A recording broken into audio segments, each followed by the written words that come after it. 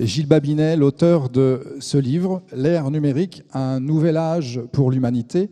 Alors avant de vous présenter, je dois dire que je trouve assez amusant de parler d'hyperconnectivité, de start-up, de numérique dans un endroit comme celui-là, en particulier avec quelqu'un qui annonce la disparition de l'université tuée par Internet, de la même manière que l'imprimerie a tué la fonction de transmetteur de savoir d'un monastère. Alors on reviendra sur cette question tout à l'heure, mais la première question, c'est de savoir ce que ça vous fait comme impression de vous retrouver dans un endroit comme ça, qui était le dortoir des moines, il y a 7 siècles. Est-ce que vous seriez vu habiter dans des lieux comme cela? Alors, d'abord, merci de cette invitation du Conseil général. Je pense que je ne peux pas vous cacher que je suis très impressionné d'arriver devant une audience aussi nombreuse et attentive à la fois. Et je suis donc évidemment très heureux d'être là. Alors, j'ai souvent l'image d'être une sorte de khmer numérique, d'être un ayatollah absolument qui prêche le numérique à outrance, mais je suis par ailleurs habité par un vrai dilemme à l'égard du numérique, c'est-à-dire que pour moi le numérique c'est l'expression de choses qui sont extrêmement rationnelles, mais au-delà de ça, l'émotion de ces lieux m'emplit tout comme vous, et je crois que c'est une chose qui me touche particulièrement. C'est-à-dire, je crois que quel que soit le niveau de sophistication des sociétés que l'on peut envisager, eh bien, on n'arrivera pas, il me semble, un jour où on imitera complètement la nature. Et encore une fois, je dirais pas, pour paraphraser un personnage célèbre, que j'ai une conviction que les choses de l'esprit sont plus importantes que celles de la raison. Je le garderai pour moi, en tout cas. Mais je pense que voilà, on va devoir essayer de cohabiter dans un monde où il y aura effectivement de plus en plus de technologies qui ne sera pas forcément visible, mais qui sera très présente, et faire cohabiter ça avec une partie très sensible de nous qui est intrinsèque à l'essence même de notre humanité. Oui, puis après tout, ici, il y a encore une fois 7 siècles, c'était l'étendard de la modernité. Et donc c'est assez amusant de voir aussi comment la roue peut tourner. Alors on y reviendra tout à l'heure, on va faire un peu connaissance avec vous. Vous êtes d'abord entrepreneur. Votre premier métier, c'est entrepreneur. Vous avez créé, je crois, plus d'une dizaine d'entreprises, 3 même en une seule année en 2006, dans le domaine du marketing, du design, de la vidéo ou de la musique en ligne. Est-ce qu'elles ont toutes marché, ces entreprises? Non, elles n'ont pas toutes marché. Et première des choses qu'il faut dire, c'est que effectivement, il y en a une qui a déposé le bilan depuis. Il y en a une autre qui a marché moyennement, et il y en a une qui marche plutôt pas mal. Voilà. Donc, et je crois que l'honnêteté pousse à rappeler. Et puis au-delà de ça, il y a un message un peu essentiel là-dedans, c'est que voilà, quel que soit le nombre d'entreprises que j'ai créées et quel que soit le nombre d'entre elles que j'ai réussi, on est tous faillibles, et que la caractéristique, il me semble, des grands entrepreneurs, c'est d'enchaîner les échecs. Je pense à Thomas Edison, qui un jour, quelqu'un lui faisait remarquer qu'il avait réalisé 2000 types d'ampoules qui ne marchaient pas, et on lui disait mais c'est 2000 échecs, et lui il répondait non, c'est 2000 apprentissages tentatives sur la voie de l'ampoule, tentatives. Alors ça, c'est un nouveau discours qu'on commence à entendre dans les milieux des entrepreneurs, et même pourquoi pas dans les milieux politiques, en tout cas dans le milieu de l'innovation, c'est que l'échec, c'est pas forcément grave, et ça c'est une différence par rapport à la culture qu'on avait jusqu'à présent, où on n'osait pas avouer ces éventuels échecs. Oui, je dirais pas que l'échec c'est pas forcément grave. L'échec c'est potentiellement très positif. Et moi, je peux vous donner un nombre d'exemples incroyables de choses où moi j'ai fait des échecs très notables, et j'ai exigé dans mes sociétés que on regarde pourquoi on s'était planté. Et on est devenu plus fort que nos concurrents du fait qu'on avait cette analyse-là. Donc c'est intrinsèquement comme ça qu'on apprend. Je veux dire, aucun d'entre vous peut prétendre avoir su marcher sans tomber. Et voilà, eh bien, c'est comme ça dans la vraie vie de tous les jours, y compris dans la vie professionnelle. Et donc, il faut faire l'apologie de l'échec. Je crois que la raison pour laquelle on a perdu un peu ça, c'est que on a été longtemps, il me semble, notamment au cours de la deuxième révolution industrielle qu'on a quittée, il me semble, dans une logique d'innovation incrémentale, ce que j'appelle l'innovation des blouses blanches. C'est-à-dire on invente le moteur à explosion et après on le perfectionne pendant 150 ans. Eh bien, cette innovation permet de masquer l'échec. Là, on est dans une innovation de rupture, on est retourné dans une ère d'innovation de rupture. L'innovation de rupture, c'est celle d'Edison, c'est celle où on part d'une feuille blanche, on essaye d'inventer des choses nouvelles. Et donc, si on ne fait pas, d'une certaine manière, l'apologie de l'échec, on ne va pas très loin. Alors, ceci dit, vous avez beaucoup plus de réussite que d'échecs dans le domaine de l'entreprise. Est-ce que vous considérez que vous avez un fait d'armes ? Ou alors, une autre manière de poser la question, est-ce que vous avez, parmi vos bébés entreprises, l'une à laquelle vous êtes particulièrement attaché ? Moi, je parle beaucoup de ma première entreprise, parce que c'était une entreprise candide, en fait. On a réussi. Il faut bien comprendre que moi, je suis à la base autodidacte. J'ai passé un baccalauréat en candidat libre à l'âge de 20 ans et que je me suis lancé dans l'entrepreneuriat. Un peu comme si vous demandiez à quelqu'un de conduire un poids lourd alors qu'il n'est jamais monté dans une voiture, quoi. C'est passé un peu comme ça. Et l'histoire, je la raconte, c'est... Moi, j'étais manœuvre dans le bâtiment. Et mon patron me dit... on est débordé par les devis, on ne sait même plus faire les devis. Et donc, avec un copain, on se dit... on va monter une société dans le bâtiment. Et on a fait une chose extrêmement simple. Alors, on avait une spécialisation, on avait des domaines de compétences particuliers, mais finalement, on était une entreprise parmi d'autres. Et on a fait un truc très simple. À l'époque, il y avait une rupture technologique qui était incroyable, qui s'appelait le fax. C'est-à-dire que les sociétés modernes avaient des fax. Et donc, c'était il y a 25 ans, comme quoi les choses changent beaucoup. Et on faisait un truc très simple. On envoyait nos commerciaux dans les chantiers. Ils montaient, ils faisaient un métrage, et plutôt que de rentrer au bureau, de se mettre devant leur ordinateur, de passer 2 semaines à faire le truc, ils téléphonaient à une assistante, ils dictaient le devis était envoyé sur le fax du chef de chantier, et ils remontaient dans le chantier le faire signer. Ce qui faisait qu'on avait des taux de transformation qui étaient incroyables. Et très très vite, cette société s'est développée assez fort. Au bout de 6 mois, on avait 50 personnes.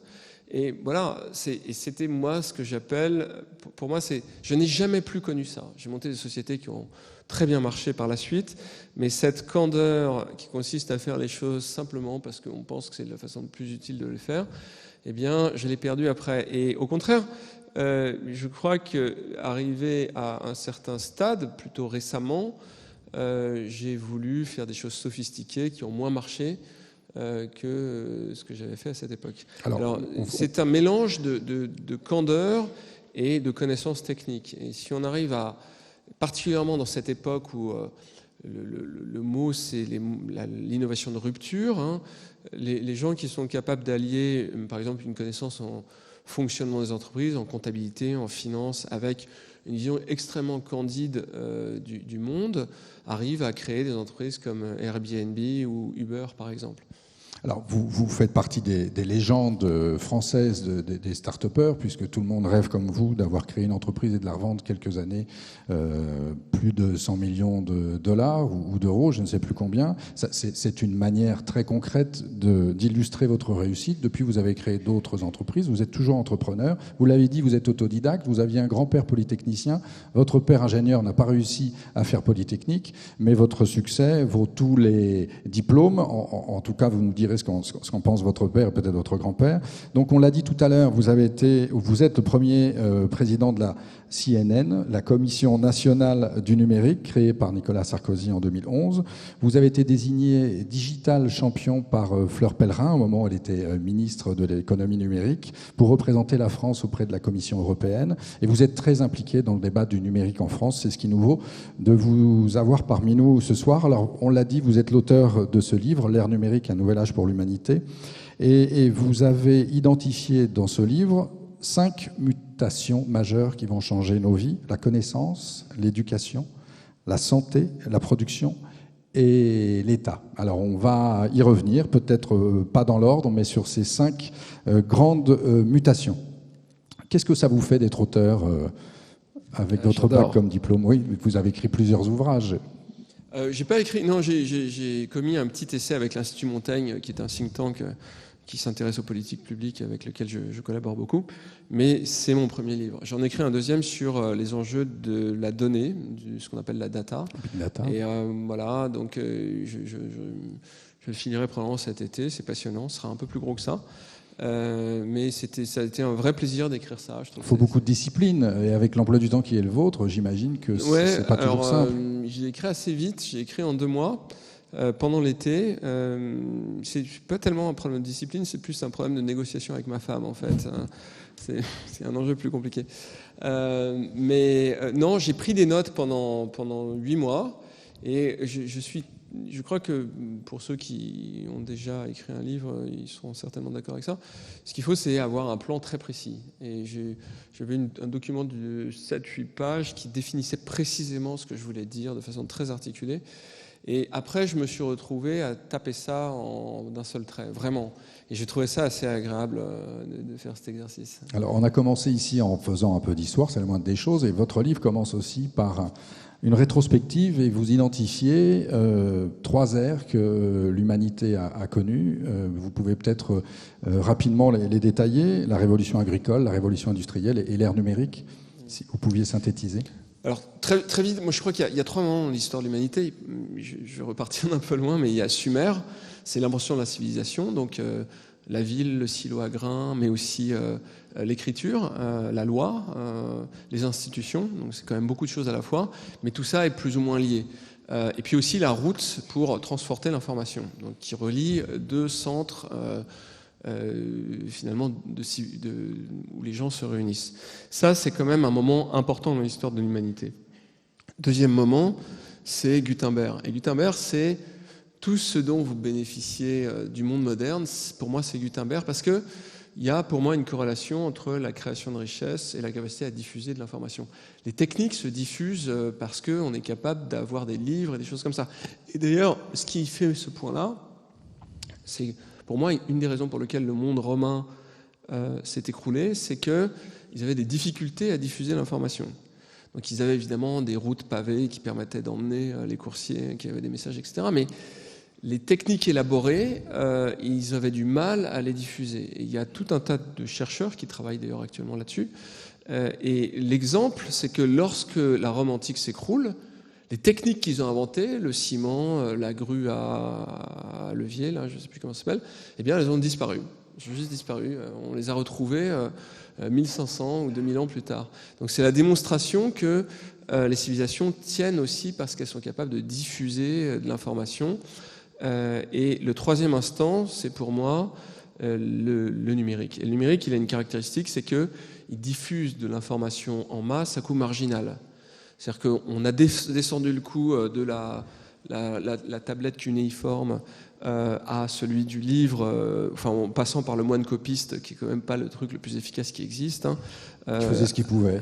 Oui, il faisait ce qu'il pouvait, c'était la technique de l'époque, à la presse à imprimer. Et puis là, on a vraiment écroulé à 0 ou presque le coût de diffusion de l'information. Alors, justement, on produirait actuellement en 2 jours autant d'infos qu'entre le début de la culture humaine et les années 2000. C'est pour dire la production d'informations qui est la nôtre. On appelle ça le big data. Moi, j'ai une autre manière d'illustrer les 3 époques dont vous parlez. La première, c'est la révolution agricole. Donc, on se nourrit, on entretient son corps. La deuxième, c'est la révolution industrielle. C'est la machine qui remplace l'homme et qui augmente sa capacité de production. Et est-ce qu'avec la troisième, le big data, cette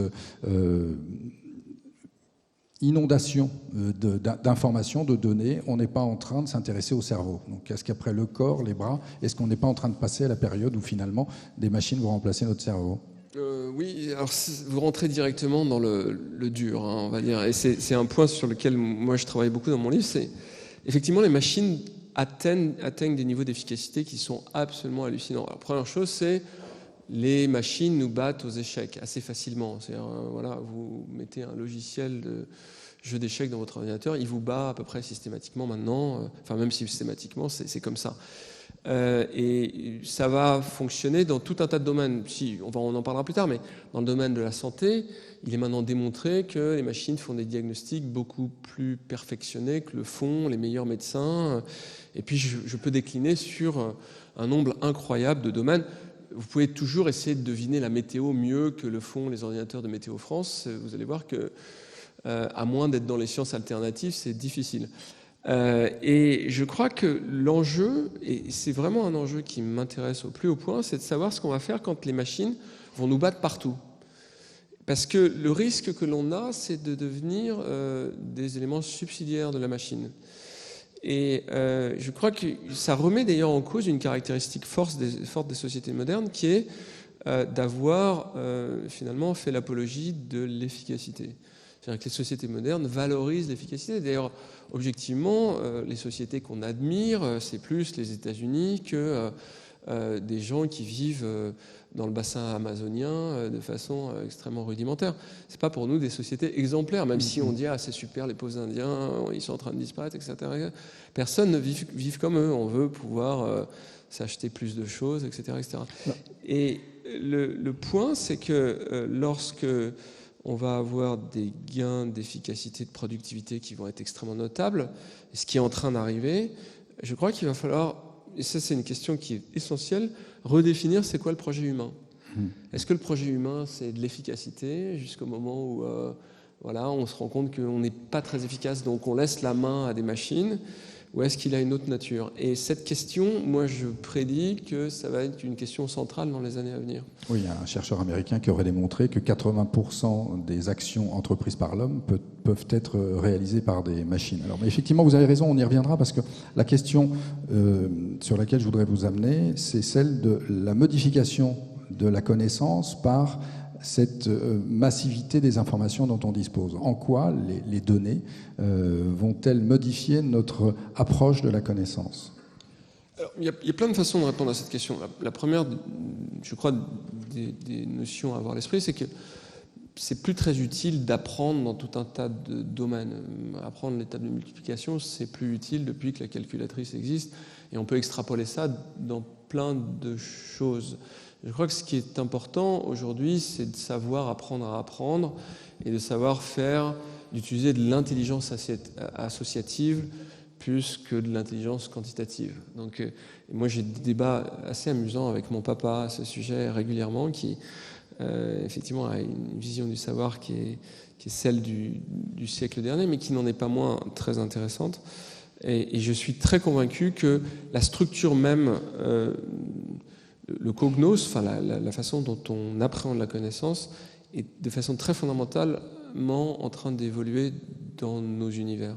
Alors ça, c'est le deuxième sujet dont vous parlez avec beaucoup de conviction dans votre livre, c'est l'éducation, l'impact justement du numérique sur l'éducation. Vous avez fait référence à la calculette. Il y a beaucoup de résistance. Beaucoup de parents que nous sommes, ou de grands-parents, considèrent que c'est dommage qu'on ne sache plus effectuer les tables de multiplication. Et pour vous, c'est pas forcément grave, ça? Oui, tout comme il y a eu d'ailleurs, j'ai trouvé des livres qui parlaient de ça. Il y a eu plusieurs débats. Quand Jules Ferry a imposé l'école obligatoire, il y a eu évidemment le débat de la laïcité de l'école et donc de tout un tas le monde paysan français qui se révoltait en disant mais non, on ne peut pas ne pas enseigner la Bible à l'école. Mais au-delà de ça, je crois qu'un des débats, il y a eu plusieurs débats qui ont eu lieu. Il y a le fait que ça a commencé en septembre, c'était au moment des récoltes, donc c'était pas possible, etc. Mais il y a aussi eu des gens qui ont dit mais on peut pas on peut pas ne pas apprendre le savoir paysan à l'école, etc. Donc, tous ces débats ont lieu de façon chronique et on va les dépasser. Et je suis absolument convaincu que on va découvrir que on est capable de développer des talents chez des gens qu'on perd aujourd'hui. Parce que le système éducatif actuel, c'est un système tayloriste, et c'est un système qui a été conçu dans une logique industrielle. C'est-à-dire que, comme par hasard, on a inventé l'école moderne en même temps qu'on a inventé la deuxième révolution industrielle. Pourquoi? Parce que vous avez des gradients, alors certains d'entre vous, vous avez le BEPC, d'autres le bac, d'autres et vous insérez dans le système productif en fonction de ces gradients. C'est organisé comme ça. Alors maintenant, ça devient un peu plus, on peut avoir des licences dans des degrés supérieurs, dans des notions qui sont assez sophistiquées, qui ne sont pas forcément éminemment productives, mais quand même, la structure même de l'éducation a été faite comme ça. Et vous prédisez la disparition à terme des diplômes, mais ça, c'est par vengeance personnelle, non?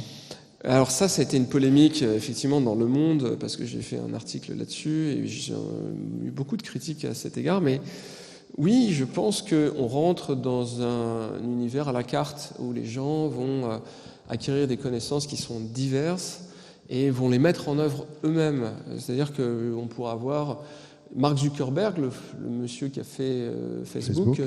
Eh bien, il n'a pas de connaissances en code, en programmation. Pourtant, c'est un programmeur de très très grand talent. On le voit dans son film. Mais c'est quoi sa connaissance? C'est la psychologie. Et en fait, ce qu'il dit, c'est j'aurais pas eu fait un degré de psychologie à la fac, je pourrais pas avoir fait Facebook, parce que c'est en comprenant la nature des interactions humaines que j'ai réussi à créer Facebook. Donc on voit qu'on imbrique des savoirs les uns dans les autres, et ça pour moi c'est vraiment la façon dont on va apprendre demain. Et je vois déjà des gens se faire des espèces de programmes à la carte en fonction de leur perception de leur devenir et de ce qu'ils veulent faire dans la société. Et ça remet fondamentalement en cause des diplômes qui sont finalement des agrégats de connaissances qu'on considère, qu'on met sous un chapeau qu'on appelle le diplôme, par provocation, et c'est ça qui m'a valu d'ailleurs beaucoup de critiques, c'est que j'avais dit, on va avoir des badges. Les badges, c'est ce qui valide le fait que vous ayez passé un parcours dans les jeux vidéo, et c'est la même chose dans le domaine du savoir. Vous aurez un badge qui validera le fait que vous ayez vu ce qu'on appelle un MOOC, un Massive Online Open Course, qui a un MOOC sur une question particulière. Peut-être que ce serait bien de donner des exemples concrets. Vous appelez une mobilisation générale en faveur de l'éducation. Pour vous, c'est une clé importante. Et pour illustrer vos propos, j'aimerais bien qu'on vienne sur un certain nombre d'exemples. Alors justement, celui des MOOC, Massive Online Open Course, qui ont été initiés aux États-Unis par un enseignant-chercheur qui venait de Stanford. Ça m'intéresse que vous racontiez son histoire.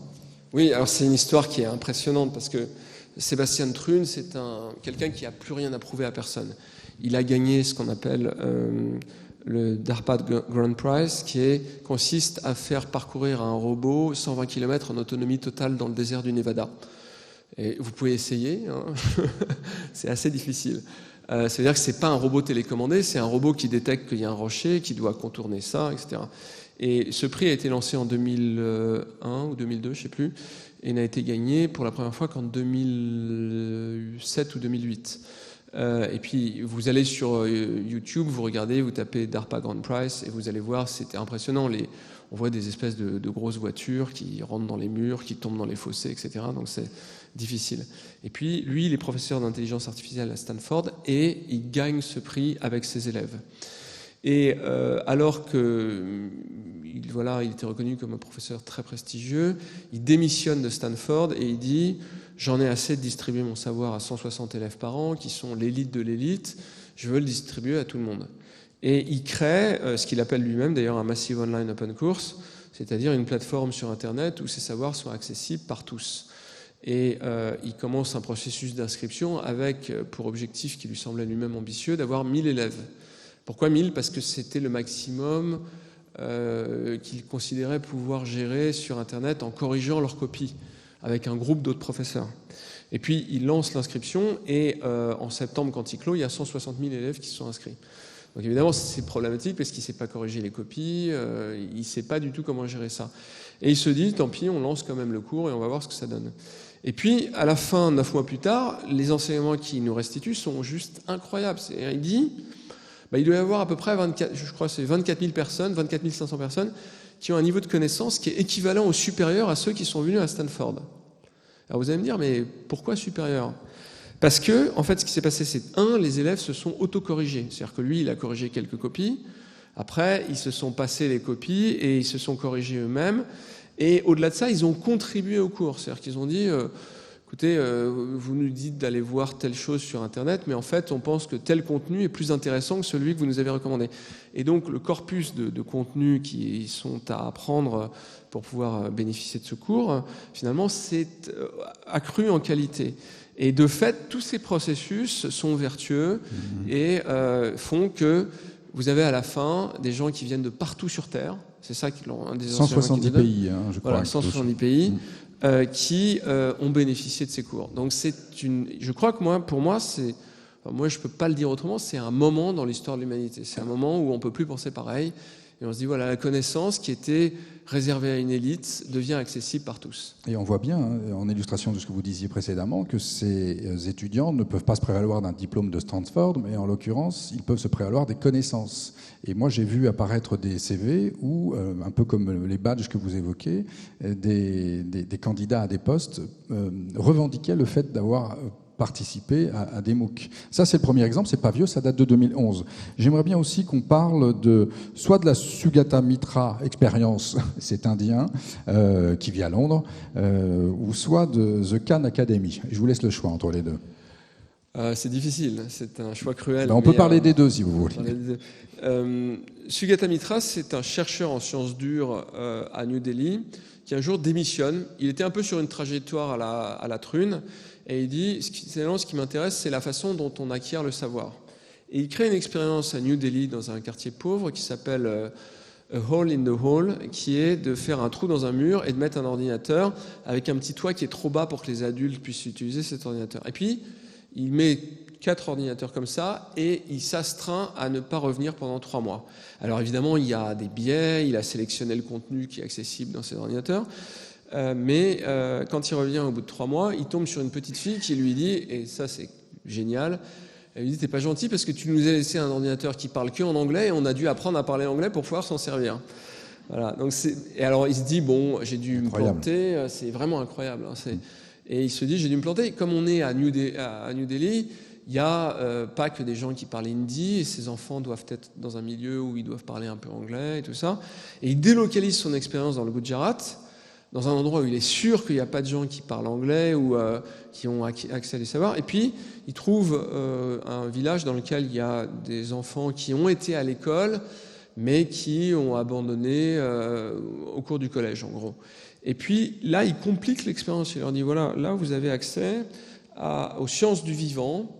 Et pareil, il les abandonne et il s'astreint de ne pas revenir pendant 3 mois. Alors, il y a tout un tas de choses qu'il faudrait raconter pour que vous compreniez dans le détail pourquoi ça a marché. Il faut lire le livre. Entre autres. Voilà. Mais quand il revient, il tombe, pareil, sur une jeune femme, ils sont un peu plus vieux dans ce cas-là, qui lui dit, écoutez, moi, j'ai rien compris ce que vous racontez dans votre ordinateur, j'ai rien compris.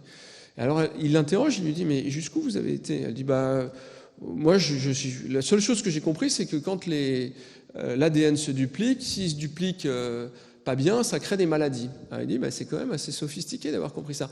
Et puis il fait passer un test aux jeunes gens qui sont là, et il se rend compte qu'ils ont un niveau, ils ont acquis des connaissances qui sont à peu près celles de la fin d'un DUG en sciences naturelles. Et ça, alors il commence à raconter ces histoires, tout le monde dit, écoute, tu affabule. Et puis il y a des chercheurs, je crois de Oxford, je me souviens plus de où, qui viennent, et puis qui vérifient, qui disent, c'est vrai, ce qu'il nous raconte est vrai.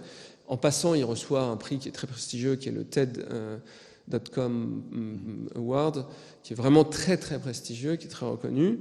Et en fait, les enseignements qu'il donne, ils sont au nombre de 3 ou 4, il dit, en fait, ce qu'on appelle l'éducation inversée, ça marche. C'est-à-dire quand les élèves apprennent entre eux, c'est le plus efficace. Le plaisir accélère d'un facteur 10 la vitesse d'apprentissage, donc il faut qu'il y ait du plaisir dans ce genre de choses. Et puis, on a des parcours qui sont des parcours individuels par rapport au savoir, et il faut respecter ça. Il faut respecter les parcours individuels.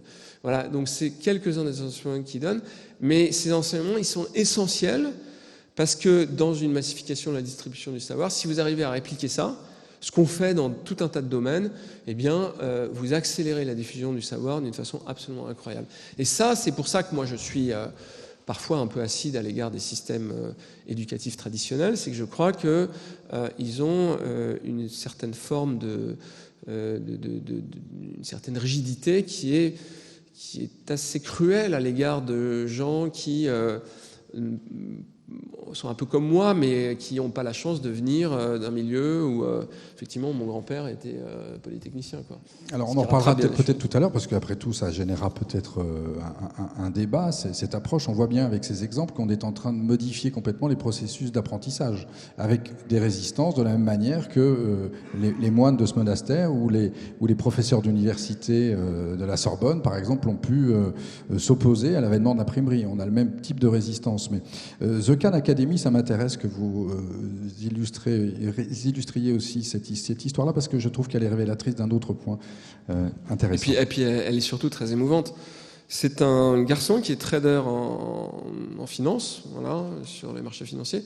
Sa nièce, un jour, l'appelle et puis lui dit « Toi qui es par définition bon en maths, explique-moi ce problème que je n'arrive pas à comprendre. » Et alors il essaye au téléphone de lui expliquer, mais le téléphone, c'est pas pratique pour expliquer les maths. Et au bout d'un moment, il lui dit « Écoute, tu comprends pas, je vais me filmer en train de l'écrire sur un tableau noir, et puis je vais t'envoyer la vidéo. » Et au moment de lui envoyer la vidéo est trop grosse pour passer par mail, et donc il se dit je vais la mettre sur YouTube, sur la plateforme de vidéo. Et ce qu'il fait, il la met sur YouTube, et puis sa nièce le rappelle, lui dit écoute, fantastique, j'ai tout compris tout de suite en regardant ta vidéo, donc voilà, ils en restent là. Et puis quelques semaines plus tard, il reçoit une alerte de YouTube sur son email qui lui dit allez voir votre vidéo, il se passe quelque chose. Donc il va sur la page YouTube de sa vidéo et il s'aperçoit que, sa vidéo a fait un trafic considérable, il y a des dizaines de milliers de gens qui ont vu sa vidéo, et 2, il a des commentaires en dessous, très élogieux, qui disent « Merci beaucoup, grâce à vous, j'ai compris ce problème de mathématiques ». Puis là, il fait une chose toute simple, c'est il se dit le soir, de temps en temps, je ferai d'autres vidéos et je les mettrai sur YouTube. Et il fait ça, et un jour, il reçoit un email d'une jeune femme qui est très émouvant, qui est dans son livre, il a écrit un livre, et en gros qui dit « Voilà, je voulais vous remercier parce que moi j'avais été exclu de mon collège, et puis j'ai passé l'été à essayer de comprendre vos vidéos, et je suis retourné voir le principal de mon collège en rentrant, et il m'a réadmis en voyant mes progrès. » Et là, Salman Khan se dit « Je peux plus être trader, c'est pas possible, j'arrête ce métier-là, et je vais faire des vidéos... le plus que je pourrais en faire. » Et puis là, il se lance là-dedans, il commence à monter un portail qui s'appelle khanacademy.com, mais il n'a pas de fortune personnelle, il ne veut pas rendre ce portail payant, et au bout de quelques mois, il n'a plus d'argent, sa femme est enceinte, elle ne travaille pas, et il lance un appel à l'aide, et heureusement, il y a, aux États-Unis, c'est les histoires en conte de fées, la femme d'un milliardaire américain qui convainc son mari de lui donner un petit peu d'argent, puis... voilà, tout se transforme, la femme de Bill Gates fait pareil, et ainsi de suite. Et aujourd'hui, la Khan Academy, c'est un truc incroyable qui fait, je ne sais pas si ça dira quelque chose à certains d'entre vous, mais ça fait 50 millions de visiteurs uniques par mois, ça a 15% de croissance. Il y a 60% des Américains qui ont moins de 20 ans qui ont déjà été une fois sur le portail de la Khan Academy, c'est traduit dans toutes les langues. Donc voilà, c'est un truc qui devient tout à fait systémique. Une institution. Et du coup, ça illustre les modifications de modèles économiques, de modèles d'apprentissage, bien entendu. Le savoir se déplace, on peut le trouver sur Internet. Et ce qui est intéressant aussi dans cette aventure-là, c'est qu'on a fait la démonstration qu'il fallait du temps aussi pour apprendre. Et il fallait choisir ce temps. Est-ce que vous pouvez expliquer comment, par exemple, ce monsieur a fait la démonstration qu'il fallait à peu près s'arrêter 10 fois pour comprendre un exercice de maths? Oui, alors ce que dit Salman Khan, qui est aussi passionnant, c'est qu'il voit les processus d'apprentissage se faire. C'est-à-dire qu'il a mis en place des outils d'analyse sur la façon dont les gens utilisaient les vidéos, et il dit, mais en fait, la vidéo, c'est un peu... En plus, il a essayé de se mettre sur la vidéo, et il s'est rendu compte que ce qu'il fallait faire, c'était plutôt le tableau noir. C'est-à-dire, on ne voit pas la personne qui enseigne, parce qu'il veut toucher des populations qui sont intimidées par les professeurs. Et donc, il dit, moi, je ne suis pas là pour remplacer l'école, je suis là pour compléter les processus éducatifs, et c'est comme ça que ça va marcher. Et donc, il dit, il ne faut pas que les gens voient le professeur, et il faut que les gens puissent faire ce qu'ils veulent de la vidéo. Et il voit qu'en moyenne, je ne me souviens plus du chiffre, mais les gens... 11, je crois. Les gens arrêtent la vidéo et la reprennent 11 fois. Parce que, voilà, ils se disent, je suis lent, je ne comprends pas, donc il faut que je revoie le truc. Et au bout de 11 fois, ils comprennent. Et ça, c'est vraiment intéressant parce que ça nous permet, de comprendre que les gens ne comprennent pas du premier coup et qu'à l'école, le professeur, il doit choisir entre s'occuper des plus mauvais ou des meilleurs ou de la moyenne, mais il va forcément ennuyer une partie de la classe ou perdre une partie de la classe. Et avec ça, on peut s'adapter à tout le monde. Et ça, moi, je crois que c'est quelque chose qui est vraiment extraordinaire. Il y a d'autres protocoles éducatifs dont je pourrais vous parler qui montrent qu'on arrive à prendre des classes avec un écart type extrêmement élevé, et en mettant en place des processus avec des professeurs, mais aussi avec des systèmes numériques, on arrive à emmener toute la classe à un niveau de performance qui est inégalé. Il y a des tas d'exemples, notamment dans les pays finlandais, où, contrairement à ce qu'on croit, il y a de l'immigration et il y a des classes qui ne sont pas forcément très cohérentes.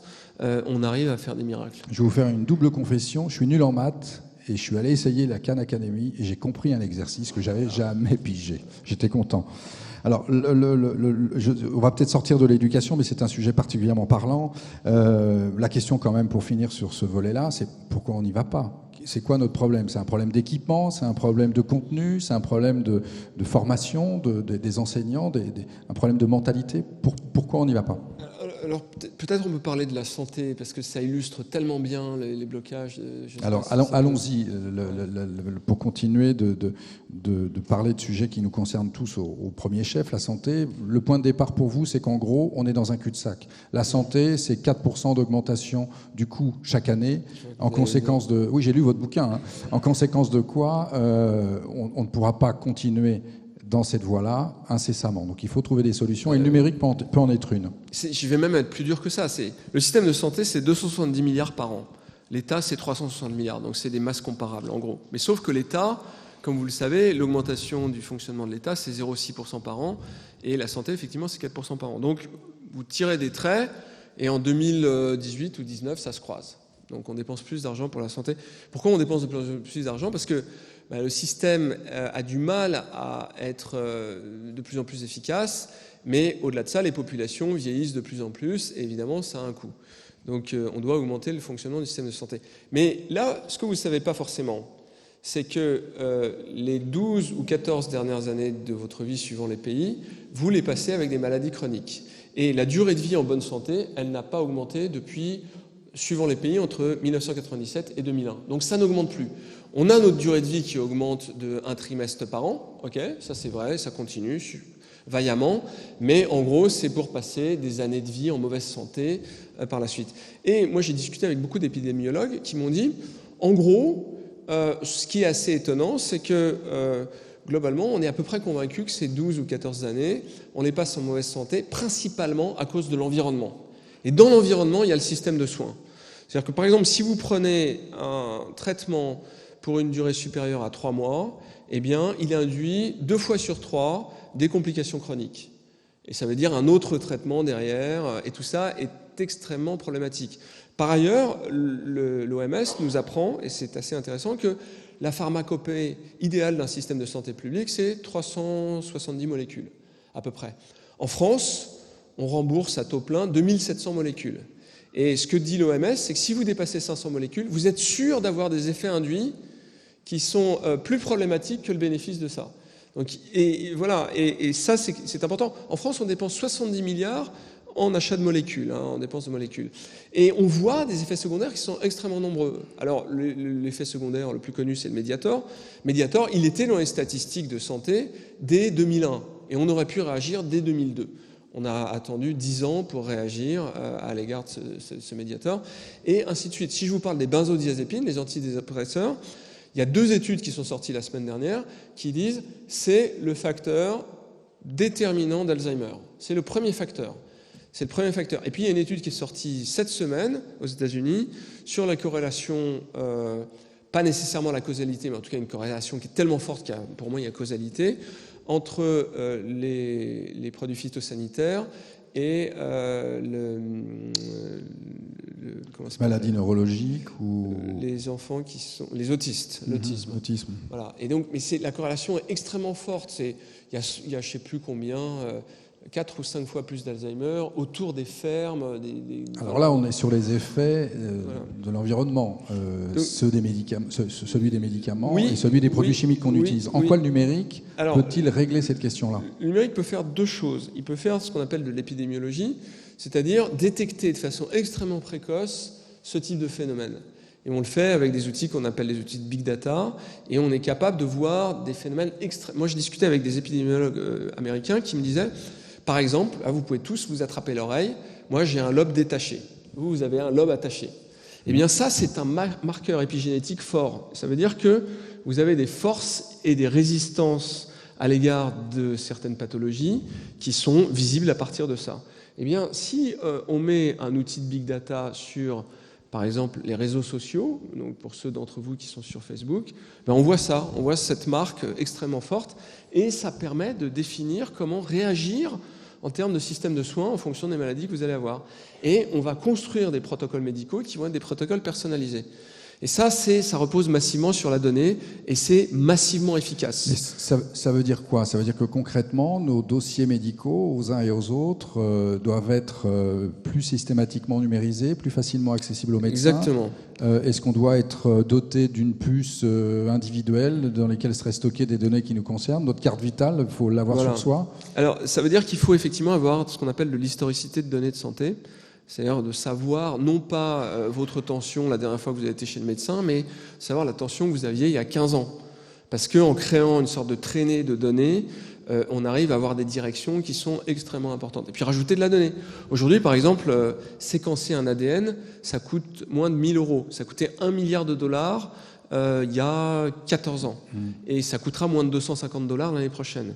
Et lorsque on peut séquencer l'ADN, on peut voir, pareil, dans votre patrimoine génétique, des tas de choses qui sont très importantes ou pas. Et eh bien, ce qu'il faut faire, c'est faire en sorte que les gens puissent le faire eux-mêmes. Pourquoi eux-mêmes? Parce que c'est ce qui offre le plus de sécurité en matière de gestion des données. Quelqu'un, si c'est vous qui le faites, il y aura moins de risques qu'on abuse de vos données et que le système de soins puisse être capable de traiter, de faire de l'algorithmie sur ces données pour pouvoir effectivement créer des protocoles de soins qui sont personnalisés. Aujourd'hui, quand vous avez la grippe, on vous donne à peu près tous, avec quelques différences près, le même nombre de cachets. Si vous avez des maladies qui se traitent avec des antibiotiques, c'est à peu près 3 plaquettes pour tout le monde, etc., etc. Et ce qui est étonnant, c'est que ces protocoles personnalisés, pour ceux d'entre vous qui travaillent dans le domaine agricole, eh bien, on les personnalise pour les vaches, mais pas pour les humains. Donc c'est quand même assez incroyable, mais c'est comme ça que ça fonctionne. Oui, mais parce qu'on a peur, on a des craintes que ce soit mal exploité. Bon, je peux reprendre l'image de George Orwell utilisée de façon systématique. Je pense que c'est surtout qu'on a développé un système qu'on a poussé à son extrême parce qu'il marche pas trop mal. Et le système a été extraordinaire. Les antibiotiques, quand ça a été inventé en 1945, enfin quand ça a été diffusé plutôt après-guerre, bon, mais c'était quand même, on sauvait des vies, on continue à en sauver. Et je ne vais pas dire que tout est acheté, mais aujourd'hui, si on veut diminuer ces 14 années où on vit en mauvaise santé, et si on veut faire en sorte que tout au long de notre vie, on vise mieux et qu'on soit moins impacté par les protocoles médicaux, et au-delà de ça, qu'on économise un argent considérable, il faut absolument rentrer dans un système qui est à base de données, sans faire de jeu de mots. Et ce système-là, il est à notre portée, mais il est structurellement extrêmement différent de celui que l'on a aujourd'hui. Et les pays qui adoptent ces systèmes-là, c'est assez étonnant à voir, mais c'est surtout des pays émergents. C'est la Chine, c'est Taïwan, c'est des pays qui étaient des pays pauvres il y a 40 ans, parce qu'ils n'ont pas cet héritage qui finalement fait que l'ensemble du corps médical, l'ensemble des institutions dit « mais attendez, ça marche très bien comme ça, il est hors de question qu'on change ». Les médecins ne sont pas les premiers à vouloir adopter des ordinateurs, ce qu'on appelle le dossier médical personnalisé, le DMP. Et puis c'est comme ça, et c'est normal. Alors, une autre illustration de l'importance du numérique dans le domaine de la santé, c'est ça, puisque finalement, les smartphones dont on est tous équipés, ou presque désormais, sont des outils de calcul très très efficaces et peuvent servir aussi dans le domaine de la santé. Oui, et c'est une révolution qui va aller plus vite qu'on le croit. Je crois que vous avez, semble-t-il, vu le post que j'ai mis sur mon blog à ce sujet, ou non, vous ne l'avez pas vu. Moi, je crois que par absence de réaction du système de soins traditionnel, ce qui est en train de se passer, c'est que vous allez arriver chez le médecin et vous allez dire au médecin, écoutez, j'ai cette ordonnance qui m'a été faite par Apple, je voudrais que vous la signiez, j'ai pas besoin que vous me preniez la tension, mon pouls, tout ça, je sais exactement ce que j'ai puisque Apple me l'a dit, j'ai juste besoin de votre signature pour accéder au protocole de soins. Ça, c'est le risque très très concret que l'on est en train de prendre. Pourquoi ? Parce qu'il y a des capteurs absolument impressionnants qui commencent à apparaître. Moi, j'ai discuté avec des gens qui font des capteurs, par exemple, non invasifs, qui permettent de connaître votre taux de glucose. Donc, par spectrographie, on éclaire votre doigt et puis on est capable de savoir le taux de glucose que vous avez dans le doigt. Donc ça, c'est une révolution pour les gens qui sont diabétiques, mais on sait aussi détecter des virus avec des capteurs non invasifs également. C'est une autre révolution. On sait connaître le taux de virus que vous avez au fond de l'estomac en vous donnant une pilule que vous avalez, que vous recrachez. Et tout ça, ce sont des choses qui sont en train d'arriver. Ces capteurs sont extrêmement puissants. J'ai un ami qui travaille sur un système d'échographie qui se connecte au téléphone mobile et vous allez tous pouvoir faire vous-même des échographies. Et il y a tout un tas d'appareils qui sont en train d'arriver, qui sont basés sur la connexion sur des téléphones mobiles et sur le fait d'envoyer ces données à des centres qui vont traiter ces données et qui vont faire des niveaux de restitution qui seront très supérieurs à ce que le système de santé, ou en tout cas votre médecin, sera capable de faire. Oui, on peut le transformer en microscope, par exemple, ce smartphone. Alors, une autre image qui permet de comprendre que la santé, c'est un domaine dans lequel le numérique peut jouer un grand rôle, c'est que Google, navigateur de recherche, c'est son métier de départ, a créé une entreprise qui s'appelle Calico et qui investit pas mal, énormément même, dans le domaine de la santé. Vous pouvez en parler un peu ? Oui, alors c'est basé principalement sur des traitements épidémiologiques, c'est-à-dire qu'on prend des grosses quantités de données qui reposent sur des millions de gens et on essaye de chercher des artefacts, des choses. Par exemple, on dit tiens, c'est amusant parce que les gens qui ont ce gène ne sont pas susceptibles d'avoir des cancers. Voilà. Et donc on essaye d'isoler ces gènes, on essaye de faire de l'épigénétique, c'est-à-dire de pouvoir les introduire dans le génome de gens adultes, ce qu'on commence à faire plutôt pas mal. Et ça repose là-dessus. Ça repose aussi sur d'autres notions comme le traitement des télomères, tout un tas de choses. Mais le principe de base, c'est d'étudier la donnée qui revient et de chercher des modèles statistiques qui permettent d'identifier des caractéristiques qui, si on les dupliquait sur un ensemble de populations, changeraient le sort de ces populations. Donc ça, c'est ça. Je crois que moi, je ne suis pas du tout comme le disent des gens comme Laurent Alexandre ou encore Calico. Je pense qu'il faut manier ces notions avec précaution. Ce que m'apprennent les généticiens, c'est que, à la différence des modèles statistiques qu'on peut faire dans le domaine du numérique, le vivant, c'est quelque chose qui est non linéaire. C'est-à-dire que vous dites, OK, ça marche, c'est super, ça marche magnifiquement sur des souris. Par exemple, la diminution des télomères, on arrive à faire rajeunir des souris, très bien. Donc ça, c'est des choses qui existent. On ne sait absolument pas le transcrire sur l'humain. Et il n'y a pas de pensée para-alternative dans ce que je dis. Je dis juste que scientifiquement, les transferts ne se font pas de façon évidente. Donc on va effectivement vers un mieux-être, etc., etc.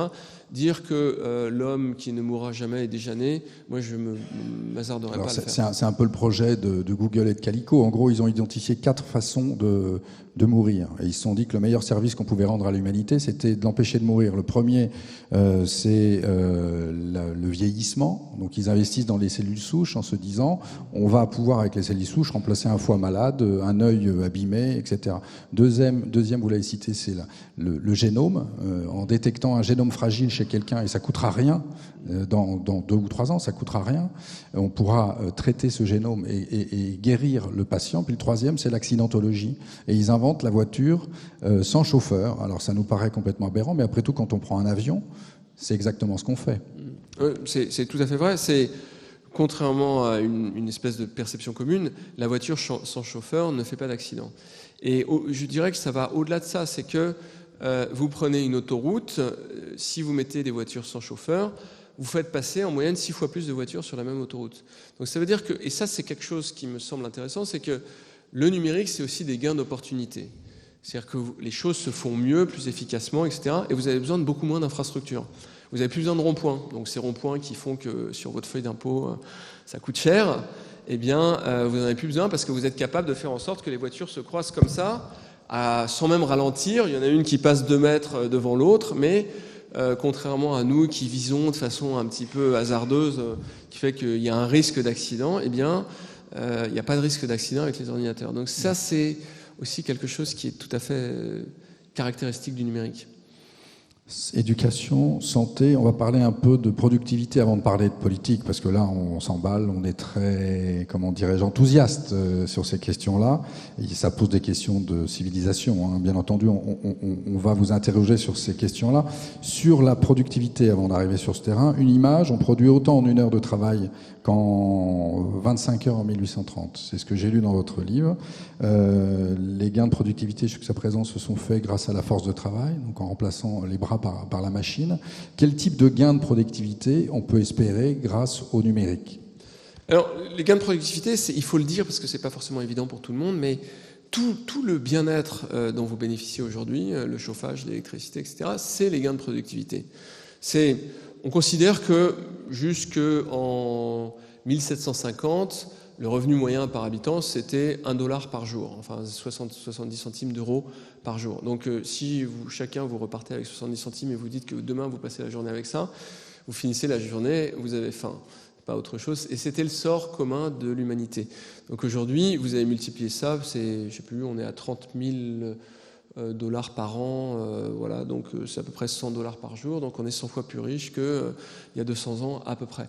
Eh bien, ces gains de productivité, ils ont ralenti après la crise de 74, et tout le monde a dit, bah voilà, c'est fini, on a vécu 2 siècles de gains de productivité, puis il n'y en a plus.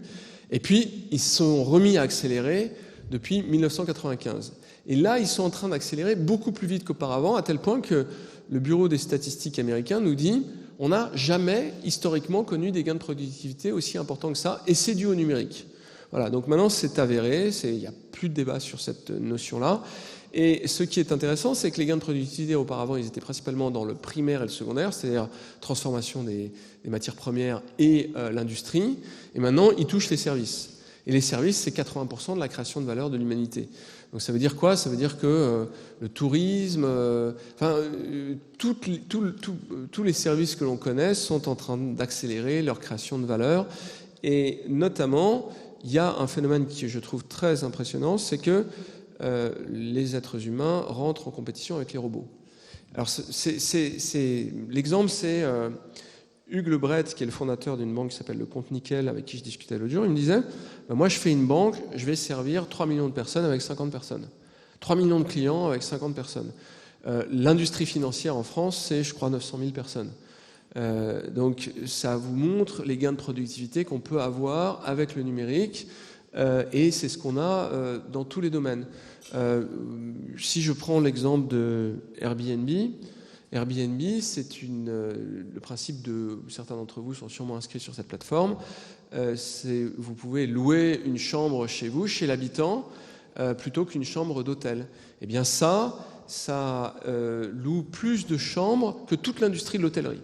Voilà. Aujourd'hui, ça fait 5 ans que ça existe. Il loue plus de chambres dans le monde que la totalité de l'industrie de l'hôtellerie, en 5 ans. Donc ça, c'est des gains de productivité, puisque imaginez qu'on ait eu à construire toutes ces chambres, doubler le parc hôtelier pour faire ça, eh bien, il aurait fallu des quantités de béton astronomiques, des ouvriers en très grande quantité. Oui, mais d'un autre côté, ça aurait créé de l'activité dans le bâtiment et des emplois, puisque exactement. Ces gains de productivité, ils sont aussi, d'une certaine manière, objectivement, destructeurs d'emplois. Donc, est-ce qu'après la fin des diplômes, on n'est pas en train d'assister à la fin du travail ? Et exactement, alors tout à fait. Et là où c'est quelque chose qui est, je crois, un enjeu pour la civilisation humaine fondamental, c'est que, à la différence des précédentes révolutions industrielles, en tout cas de la seconde révolution industrielle, qui a fait un deal au bénéfice de la classe moyenne, c'est-à-dire que c'était du travail manufacturier et donc il fallait des emplois qualifiés pour produire. Eh bien là, on est face à des plateformes qui sont totalement automatisées et qui s'affranchissent des travailleurs.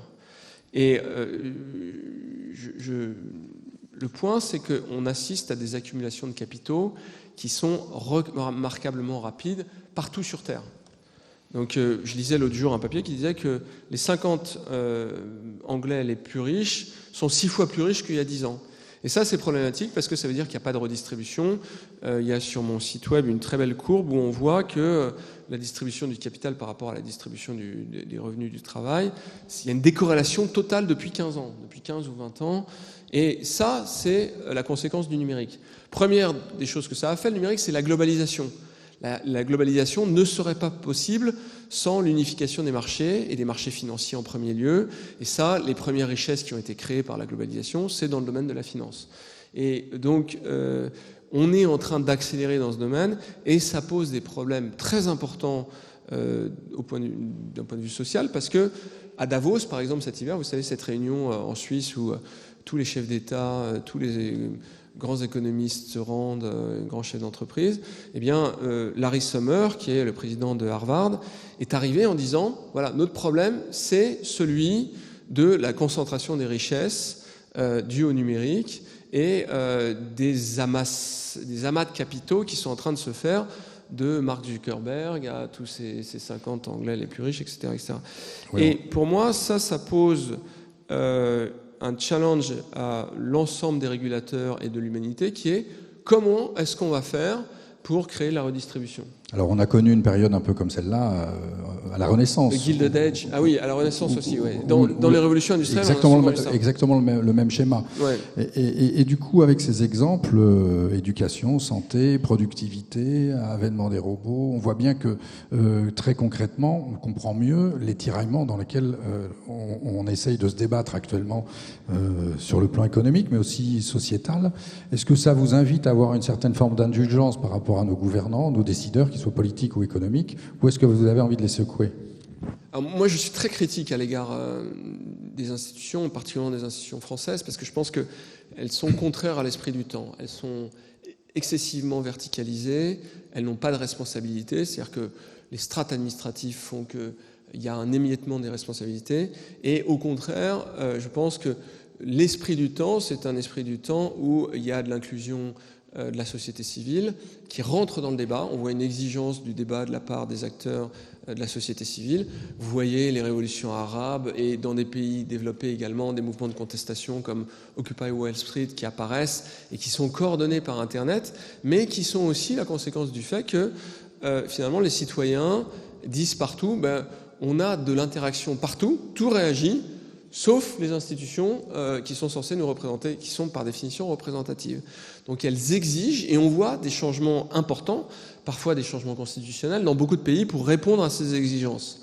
Et donc ça, c'est, je crois, quelque chose, c'est d'ailleurs la thématique de l'État dans mon livre, c'est quelque chose qui nécessite qu'on change vite, parce que quand les pouvoirs ne sont plus représentatifs, eh bien, il y a une contestation sociale. En France, c'est particulièrement vrai. Je ne sais pas si vous savez ça. Alors, c'est peut-être moins vrai là depuis 2-3 semaines, mais j'avais vu une étude qui avait été faite par un think tank américain qui s'appelle le Penn Group, qui dit finalement, le pays qui a le moins de confiance dans ses institutions au monde, c'est la France. Et les Irakiens, ils ont plus confiance dans leur État que les Français dans leur État. Donc, et ça, pour moi, c'est le fait qu'on ait un État qui soit néo-monarchique et totalement dans la pensée magique et plus dans l'action mesurable, ce que permet encore une fois beaucoup le numérique. Donc il me semble qu'on a besoin d'une part que nos gouvernants comprennent ce paradigme numérique et de façon accélérée. Je peux vous dire que moi j'ai vu une évolution, mais je pense que c'est très largement insuffisant.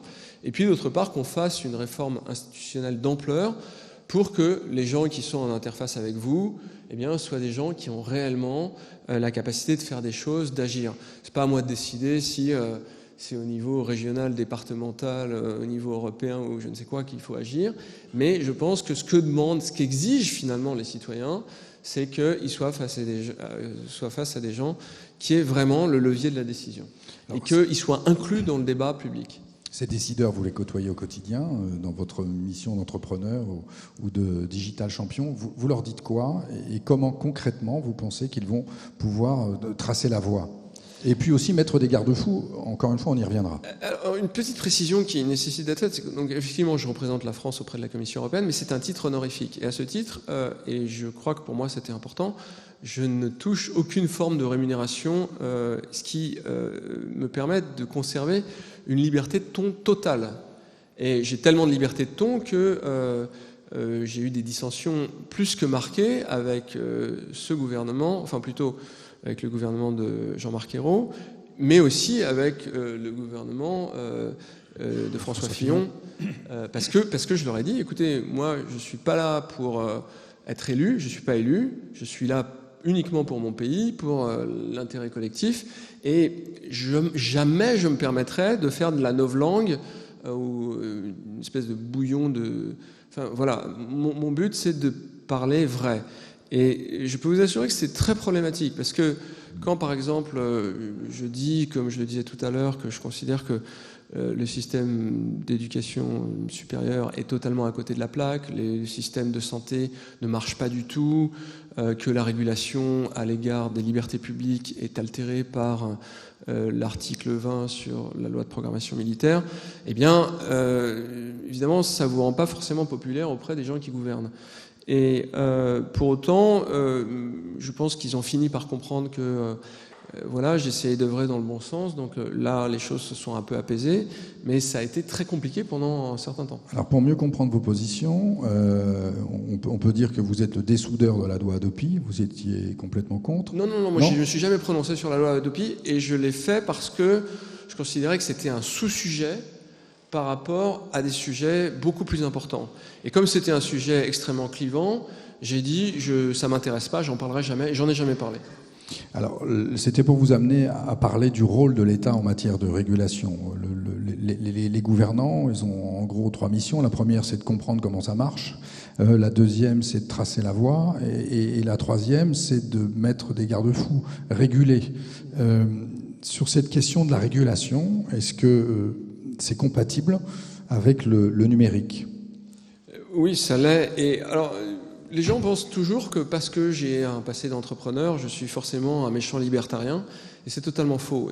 C'est-à-dire que je ne cesse de dire que les écosystèmes qui ont réussi, notamment américains ou israéliens, ont été le fait de la régulation et de la volonté politique. Donc ça, c'est un préalable qui nécessite d'être explicité. Et puis, vous voulez dire dans le domaine du numérique, les exemples américains et israéliens dont vous parlez, c'est dans le domaine du numérique. Ouais. Et puis la deuxième chose, c'est que ma conviction, c'est que on va avoir apparaître une nouvelle forme de droit. C'est-à-dire que chaque révolution industrielle a amené son droit. La première, c'est le droit civil. La deuxième, c'est les droits sociaux et le droit du travail, parce qu'il fallait former les gens, il fallait s'assurer qu'ils puissent se reposer, etc., etc. Et puis là, on a une révolution industrielle, et on va avoir, je ne sais pas très bien comment ça s'appelait, moi j'aurais tendance à dire les droits de la donnée et de la personne, mais il y a tout un tas de domaines, ce serait trop long de les aborder maintenant, mais où je me dis il n'y a aucune régulation appropriée. Et le problème que je vois tous les jours, et d'ailleurs dont je me plains abondamment, c'est de voir des enjeux qui sont essentiels pour le versement de notre société dans cet univers de la connaissance être mal régulés. Donc, je peux vous donner une infinité d'exemples, malheureusement.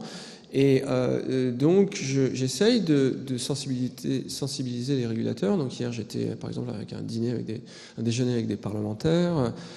J'étais avec un ministre avant-hier, etc. Je passe un temps considérable pour ça parce que je me dis, j'ai l'opportunité de parler à ces gens-là, donc il faut que je m'en serve à leur dire.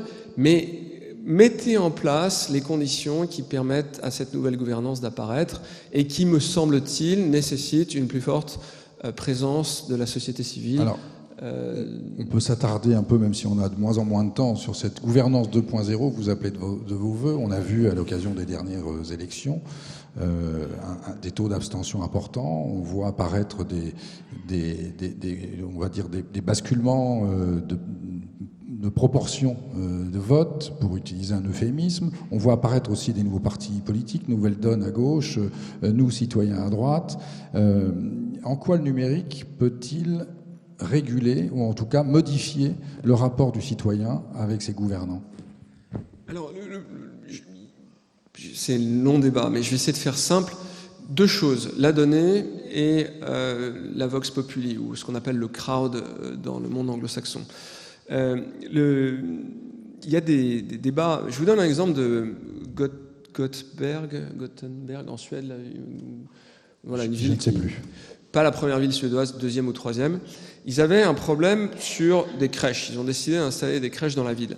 Et puis, ils ont commencé à se fâcher parce que il y en avait qui voulaient une crèche à côté de chez eux, etc., etc. Et au bout d'un moment, la ville a dit, on va mettre en gros 4 crèches à isodistance l'une de l'autre. Et puis, il y a des gens qui ont dit, mais c'est complètement idiot, on ne peut pas faire comme ça. Et on a commencé à récolter de la donnée sur la façon dont les gens se déplaçaient dans la ville, là où étaient localisées les populations en âge d'avoir des enfants, là où se trouvaient les populations les plus pauvres, les plus précarisées, etc., etc. Et puis on a fait des cartes qu'on a déformées en fonction de... On a fait des cartes plus grandes s'il y avait plus de gens qui étaient en âge d'avoir des enfants, etc. Et on a donné toutes ces cartes aux citoyens. Et on leur a dit, voilà, vous avez les cartes qui vous permettent de décider où vous voulez les crèches. Et même les gens qui étaient dans des arrondissements où ils allaient être défavorisés, mais ils voyaient bien qu'il n'y avait pas de population en âge d'avoir des enfants, ou que c'est une population riche, ou je ne sais quoi, on dit, OK, il faut mettre les crèches là, c'est évident. Et ça, pour moi, c'est vraiment ce qui est vertueux, c'est-à-dire qu'on peut rationaliser tous les débats, y compris des débats qui sont éminemment moraux. On peut arriver à apporter des éléments rationnels. Je n'ai pas d'avis là-dessus, mais je suis convaincu que on pourra un jour finalement mesurer la réussite ou pas des projets d'adoption par des couples homosexuels. C'est un débat moral. La société régule ce genre de choses en fonction de considérations morales et potentiellement religieuses. Eh bien, je crois que on peut faire ça, on peut transposer ça des débats les plus rationnels et les plus évidents aux débats les moins rationnels et les plus moraux. On peut arriver à donner une contribution rationnelle en fonction de ça. La peine de mort, c'est démontré aujourd'hui, n'a aucune incidence sur la criminalité. Donc pourquoi ? Parce que d'abord, les criminels les plus dangereux, on les garde très longtemps là-dessus, sur ce genre de choses. Et ça n'arrête pas les criminels de commettre des crimes. Ça, c'est tout un tas d'études statistiques qui ont été faites partout dans le monde là-dessus qui démontrent ce genre de choses. Pourtant, c'est un débat moral. Eh bien, si on donne cette information aux citoyens, je pense qu'ils ne peuvent plus voter pareil. Je ne dis pas qu'ils vont voter contre la peine de mort, mais ils auront une perception différente de ça. Il y a une vertu pédagogique. Il y a une vertu pédagogique à cet égard. Et moi, je suis convaincu, parce que je le vois dans les plateformes dans d'autres domaines, que l'alliance de la multitude et de la donnée, c'est une des caractéristiques de l'inclusion citoyenne de demain. Voilà. Et je pense qu'on va voir apparaître des changements institutionnels qui vont être faits en considération de ces notions-là. Mais pour revenir sur les trois révolutions, enfin les deux précédentes dont vous avez parlé, agricole ou industrielle, à chacune correspond un système économique et un système politique nouveau. Donc il n'y a pas de raison, exactement. Si vous avez raison, que cette troisième révolution n'amène pas un nouveau système économique et un nouveau système politique. Alors est-ce qu'il faut en avoir peur ? Bon, moi je pense que la peur c'est le plus grand ennemi de l'humanité, donc je ne peux pas vous dire il faut en avoir peur, je ne dirais jamais ça, quoi qu'il en soit, même s'il y avait un monstre qui était en train de nous sauter dessus. Mais au-delà de ça, non, je pense que, si vous voulez, pour moi les techniques ne sont que des techniques, c'est-à-dire que techniques ne sont pas mauvaises ou bonnes, c'est le choix, le dessin qu'on leur donne qui les caractérise. La bombe atomique peut faire de l'énergie. Alors, on n'est pas forcément pour l'énergie nucléaire, mais elle peut aussi faire des bombes atomiques. Elle peut soigner les cancers. Elle peut soigner les cancers, voilà. Un truc moins polémique, elle peut soigner les cancers ou faire des bombes atomiques. Et on peut diriger ou pas les techniques dans un sens ou dans l'autre et les réguler dans l'autre. Eh bien, moi, je pense que... Et ça nous ramène d'ailleurs au débat sur ce lieu. En gros, la question, c'est de savoir est-ce que... le monde poétique est bien ou mal. Eh bien, moi, je pense que les techniques numériques doivent être mises à leur place. Elles ont une contribution dans le fonctionnement des sociétés et dans le développement de l'humanité qui est considérable. Et je pense que, d'ailleurs, en passant, je pense qu'elles ont comme finalité de disparaître. Moins on voit les techniques, plus on les accepte, plus elles sont utiles. Et je pense que à l'égard des institutions, ça va être long, mais il faut tout de suite se poser le débat de la façon de savoir comment est-ce qu'on va les inclure, comment est-ce qu'on va faire en sorte que ça fonctionne. Et je constate que les pays scandinaves sont les premiers qui font des réformes institutionnelles pour prendre en compte cette dimension numérique. Et ces changements que vous appelez de vos voeux, ce sont aussi des changements de mentalité, c'est-à-dire des changements dans chacun d'entre nous. Alors à chacun d'entre nous, qu'est-ce que vous avez envie de dire ? Comme le pape Jean-Paul II, n'ayez pas peur ou plus concrètement, parce qu'il y a des résistances. Quand je vois par rapport à l'éducation, par exemple, je reviens à cet exemple en tant que parent, on veut des changements, mais on est tous favorables au maintien du bac. Dès qu'on y touche, il y a une levée bouclier. Les rythmes scolaires, on n'en parle pas. C'est-à-dire qu'il y a un paradoxe là où chacun souhaite une vraie évolution, pour ne pas parler de révolution, mais chacun reste aussi sur ses positions. Oui, je suis d'accord. Moi, ce que j'aurais envie de dire, c'est qu'il faut sortir de cette espèce de cadre qu'on appelle la pensée unique, parce que ça va exploser. Je vous donne un exemple. Je pense que le CDI va disparaître. Et alors, quand je dis ça, on dit ça y est, on a vu, c'est finalement un libertarien, il nous l'a caché jusqu'à maintenant, ça fait 45 minutes qu'il parle, mais voilà. Mais ce que je veux dire, c'est qu'il va sans doute disparaître pour faire place à ce qu'on appelle dans les pays scandinaves à la flex-sécurité. C'est-à-dire que c'est fini l'idée que on va avoir un job et qu'on va faire la même chose toute sa vie. C'est ça qui a présidé à l'émergence du CDI et c'est terminé. Ça ne peut plus fonctionner. Et ce qu'il faut, c'est mettre en place un système qui soit une alternance de travail, et d'ailleurs peut-être même plus de travail, et d'acquisition de connaissances. Parce que je pense aussi que le travail, sous sa forme actuelle, ça fonctionne plus très bien. C'est notamment parce qu'il y a les machines et ce qu'on en a dit tout à l'heure. Donc voilà, et pour autant, quand moi je dis ça à des ministres, ils me disent écoute, on ne peut pas faire ça, on peut pas faire ça, c'est inconcevable. Et il y avait un très très bon papier de j'ai oublié son nom. Dans quel journal ? Dans Le Monde d'aujourd'hui, le garçon qui avait monté ce think tank européen. C'est dommage que je n'ai pas retrouvé ça. Mais bon, dans Le Monde, en tout cas, on pourra aller le voir. Voilà, et qui disait, mais si vous voulez vraiment réformer, il faut toucher aux vaches sacrées. C'est-à-dire que c'est plus possible, quoi. Et évidemment, on en est à la 6e réforme des retraites depuis, je crois, 15 ans. Et on sait très bien qu'il y en aura une autre parce que ça ne va pas marcher, etc. Donc, et il faut changer le cadre de jeu. Il faut changer le cadre de jeu. Et moi, je peux vous dire, ça va arriver. Et moi, ce que je dis au monde politique, et ce que je disais hier aux parlementaires, si je leur disais, ce qui est incroyable, c'est que globalement, on vous déteste tous. Et pour nous, vous êtes des pantins sans intérêt. Et je suis désolé, je ne parle pas pour vous, je parle en général. Bouchez-vous les oreilles, Président. Et je leur parle comme ça parce que je me suis vraiment promis de ne jamais, encore une fois, ne pas leur dire le fond de ma pensée. Et je ne vais pas transiger à ça aujourd'hui. Et je leur disais, pour autant, vous avez un cadre de création de pensée politique qui est absolument extraordinaire à l'égard de ce nouveau paradigme qui est celui du numérique. C'est-à-dire qu'on peut repenser le travail, on peut repenser l'éducation, on peut repenser la santé, et vous ne l'utilisez pas alors que ça passionne les gens. Vous êtes tous là, il y a un match de football dans 1 heure et ça vous intéresse. Donc, et voilà, ça c'est ce que je dis, ça n'est rien d'autre que du corpus pour créer de la pensée politique. Moi, je ne veux pas faire de politique parce que, justement, j'ai un tel mépris de la façon dont elle s'exprime aujourd'hui que je me suis promis de ne pas en faire tant que le cadre institutionnel n'aura pas fondamentalement changé. Et je me sens beaucoup plus utile à mon pays en étant une sorte d'électron libre qui vient critiquer le monde politique abondamment, puisqu'il n'y a pas une journée où je ne le fais pas, qu'en étant obligé d'être contraint par, finalement, la doxa politique d'un parti qui parle pour l'un de pain au chocolat, excusez-moi, et pour l'autre de trucs tout aussi stupides, quoi. On ne supporte plus ça, et moi le premier, et vous non plus. Voilà, je ne sais pas si c'est une manière de terminer, mais en tout cas, c'est une...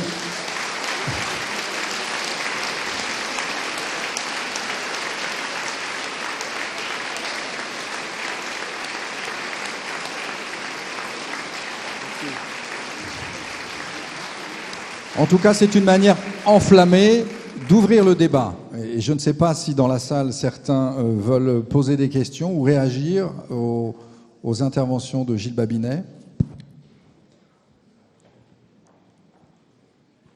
Alors, en attendant que peut-être on ose poser cette première question qui est toujours un peu délicate, moi je voudrais revenir... Ah, s'il y a une question là-bas au fond.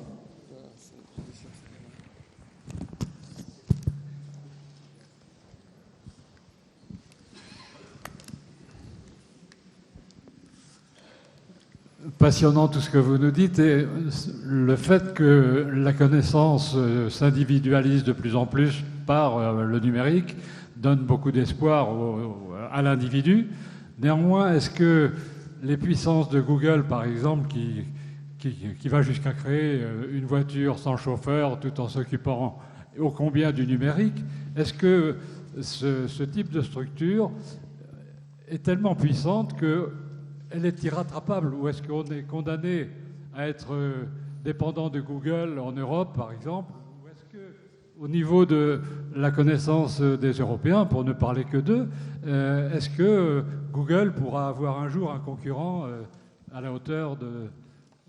etc. C'est une question intéressante sur le plan économique. À qui va revenir le gâteau ?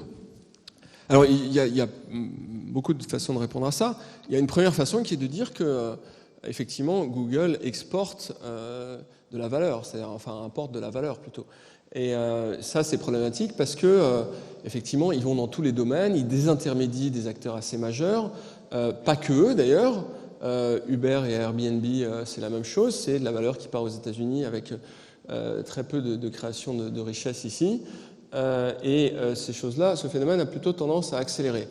Donc ça, c'est une des raisons pour laquelle moi je milite pour qu'il y ait l'émergence d'un écosystème numérique fort en France, parce que je ne veux pas que la valeur se fasse désintermédier. Ça, c'est le point 1. Le deuxième aspect, c'est que Google est une entreprise, et il ne faut pas perdre ça de vue, et ils nous rendent tout un tas de services. Moi, j'utilise les services de Google comme nombre d'entre vous toute la journée, je trouve ça très pratique, mais la finalité de Google, c'est quand même de gagner de l'argent. Et je crois qu'il faut faire attention à ce qu'il n'y ait pas d'abus de position dominante trop caractérisé.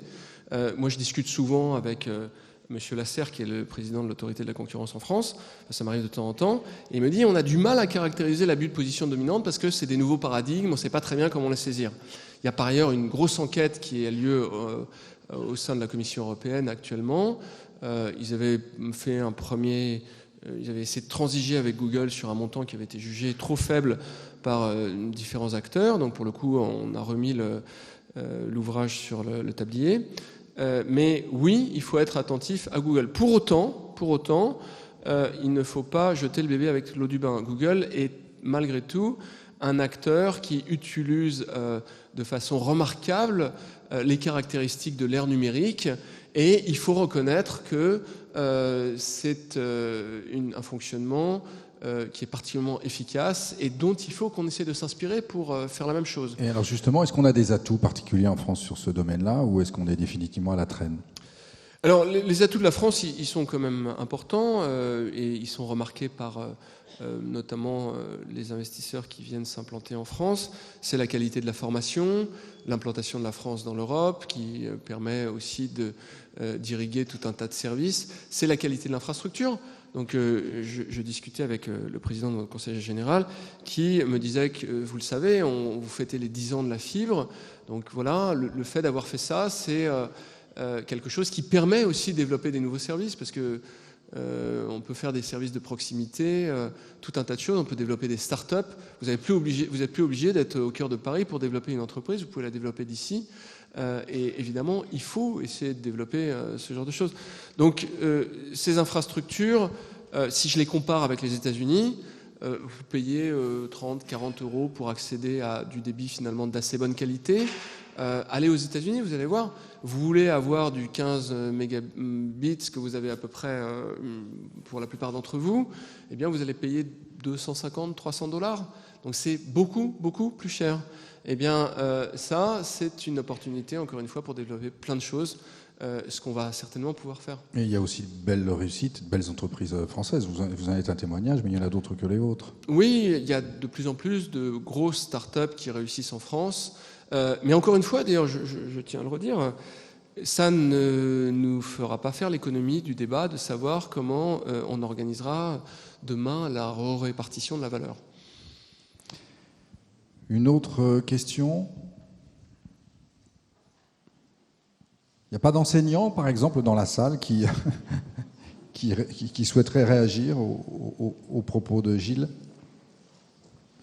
Il y a un monsieur devant.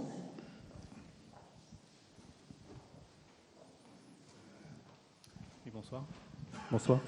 Bonsoir, déjà, pour étayer la réponse sur Google, j'étais tenté de dire que si on si on améliore les systèmes de réseau décentralisés, ça permettrait aussi aux citoyens d'avoir plus de poids. Et vu qu'on travaille pour Google et pour Facebook, on permettrait que le citoyen ait plus de place et créer un système à lui tout seul, enfin, beaucoup plus réparti. Mais, voilà, et sinon, on n'a pas trop parlé de sécurité, notamment dans le numérique. Et donc je pensais, avec ce qu'on a entendu sur NSA, etc., c'est qu'il n'y a plus vraiment de sécurité sur Internet. Et je voulais savoir si les nouveaux systèmes qui sortent, qui coûtent très très cher, qui sont utilisés que par certaines entités, ce serait bien de les développer pour pouvoir les donner à tout le monde et refaire une sécurité un peu plus stable. Alors, merci. Donc la question, c'est à mettre dans le contexte de ce qu'on appelle prisme, c'est-à-dire le fait qu'on a découvert que les Américains écoutaient massivement l'ensemble des pays, y compris leurs alliés, à commencer par Angela Merkel, qui a vu son téléphone se faire espionner par les États-Unis. Se pose la question de savoir comment est-ce qu'on peut se protéger de ce genre de choses. Et c'est aussi l'opportunité d'avoir des régulations qui viennent des institutions publiques, à commencer par les États. Et les Allemands ont réagi en disant « voilà notre standard de sécurité ». Ils ont émis un protocole de sécurité et ce protocole est en train de se répandre en Allemagne. Ça utilise, c'est pas alambiqué, ça utilise des formats connus, etc., mais ils ont recommandé une norme qui est réputée pour être très difficile à être cassée. Et donc, effectivement, je pense que c'est un très bon exemple de ce que peut faire un État vertueux à cet égard. Au-delà de ça, ce que je peux vous dire, c'est qu'actuellement, je suis en train de faire avec le journal Enjeux les Échos une mesure la numérisation des entreprises du CAC 40. Et je peux vous dire que c'est impressionnant de voir l'accroissement des investissements en matière de sécurité. En moyenne, pour vous dire, une entreprise du CAC 40 dépense à peu près 100 millions d'euros par an en sécurité numérique. Voilà, vous preniez ces entreprises-là, vous mettiez 5 ou 6 ans auparavant, vous étiez sans doute 30, 40 fois inférieur. Donc voilà, il y a une prise de conscience qui est très notable à cet égard.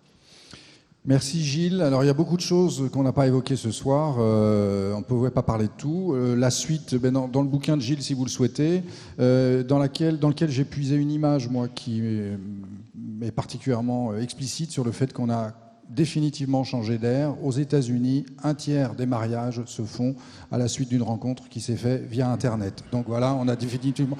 Je n'ai pas jugé si c'était une bonne ou une mauvaise nouvelle, mais je voudrais terminer là-dessus. Merci beaucoup Gilles Babinet. Merci à vous. Merci.